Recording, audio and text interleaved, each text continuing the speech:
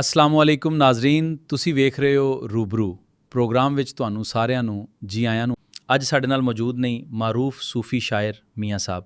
ਮੀਆਂ ਸਾਹਿਬ, ਰੂਬਰੂ ਵਿੱਚ ਤੁਹਾਨੂੰ ਜੀ ਆਇਆਂ ਨੂੰ। ਬਹੁਤ ਸ਼ੁਕਰੀਆ।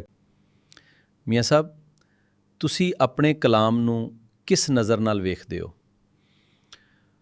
ਮੇਰਾ ਖਿਆਲ ਹੈ ਕਿ ਸ਼ਾਇਰੀ ਸਿਰਫ ਲਫ਼ਜ਼ਾਂ ਨੂੰ ਜੋੜਨ ਦਾ ਨਾਂ ਨਹੀਂ ਜੀ, ਬਲਕਿ ਦਿਲ ਦੀ ਕੈਫੀਅਤ ਤੇ ਅੰਦਰਲੇ ਅਹਿਸਾਸ ਦੀ ਤਰਜਮਾਨੀ ਹੈ। ਤੁਹਾਡੇ ਕਲਾਮ ਵਿੱਚ ਸੂਫੀਆਨਾ ਰੰਗ ਬੜਾ ਨੁਮਾਇਆਂ ਹੈ। ਤੁਸੀਂ ਤਸੱਵੁਫ ਨੂੰ ਕਿਸ ਤਰ੍ਹਾਂ ਵੇਖਦੇ ਹੋ?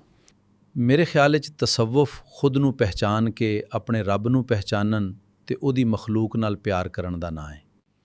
ਤੁਹਾਡੇ ਕਲਾਮ ਵਿੱਚ ਇਸ਼ਕ ਹਕੀਕੀ ਦਾ ਜ਼ਿਕਰ ਵੀ ਮਿਲਦਾ ਹੈ।